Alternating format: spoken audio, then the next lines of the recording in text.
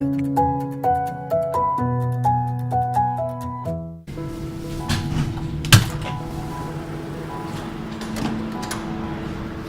morning guys, and welcome to the last episode of this year at least of NovELTies, the life of a teacher researcher. Now, who is ready for this last week? Time to bring the best out of you the last few days that we have left and to reflect for the last time on our practice. The question of this week was, how can we help students to carry out activities in their own unique way while still using the textbook? Now, I had a lovely message from Emma, who said, well, what I always do is ask the students what it is that they exactly want to learn, and then instead of only using the textbook, I can also create lessons for them, and therefore it can become more meaningful for them. To which Jacqueline agreed. But Emma said, yeah, but at the same time, this might take a lot of time.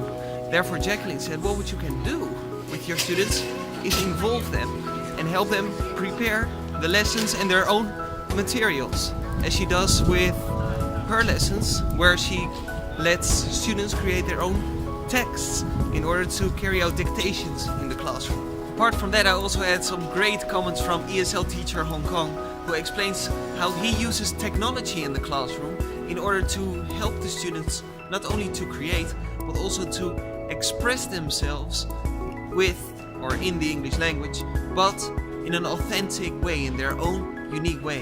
One of these exercises that he recommends, which I'm going to use, is to create a WhatsApp group with the students so they can actually try to use the English language in a meaningful and realistic context. So what I tried to do this week was basically use all your ideas in combination with Lydia's comment. Now, Lydia basically summarizes everything when she says that what she tries to do is to use the same task, but to let students participate in their own unique way, so that even though we are involved in the same task, we are still carrying out different activities. Now, how can this be achieved? Well, what I tried to do this week was to carry out Skype interviews with my students and with my brother Willem, who lives in Denmark. And so what I did was first call my brother, who lives in Denmark, and ask him if he was willing to participate with Skype interviews with my students.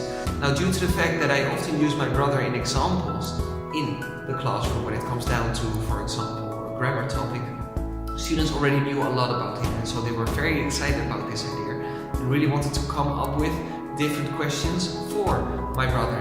What I did was I let students prepare an interview all by themselves, but I first gave them some kind of a handout in which I asked them questions in Spanish first, saying, how would you, for example, salute my brother? How would you start an interview? What questions would you ask him? How would you react to good news, bad news? How would you finish the interview? But it's all about how would you do it. And so first of all, students did this in their own unique way in Spanish, and we worked from there. So after that, each and every single student started to translate their own ideas in the English language so that their authentic language was exactly used. Now, students handed this in. After that, I corrected it at home, and in class, we corrected all the mistakes together in order to help one another to become aware of how the language works. Not only how the language works, but also to enable ourselves to express ourselves in the way that we want to express ourselves. And so the third lesson was all about practice. I let students pair up, and so first one part of the class had to interview the other student, and the other student had to act as if they were my brother. This way, students did not only gain confidence, but at the same time they also had to carry out the interview with all the other students, and therefore they learned how to anticipate to different answers from their classmates. And so they felt comfortable enough in order to carry out the Skype interviews the next lesson.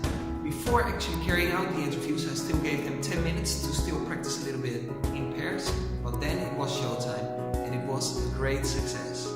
Due to the fact that my recordings are for my research and due to privacy reasons, I cannot, unfortunately, show any materials of the interviews, but it was very effective because students did not only use their authentic language on which they had practiced, at the same time they felt comfortable enough to express themselves in the way that they wanted to throughout the conversation. They started to create with the language in their own unique way, and that is exactly where we want to go to enable students to express themselves freely in their own unique way, so that little by continuously practicing this, they can become the persons who they already are or wish to be, but in the English language. So thank you very much once again for everything, you guys.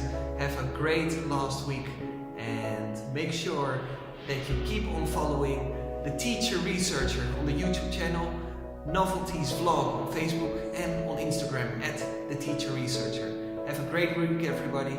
Take care, and remember that a great teacher never, never, never, never, never, never, never, never, never, never, never, never, never, never, never, never stops learning. Take care.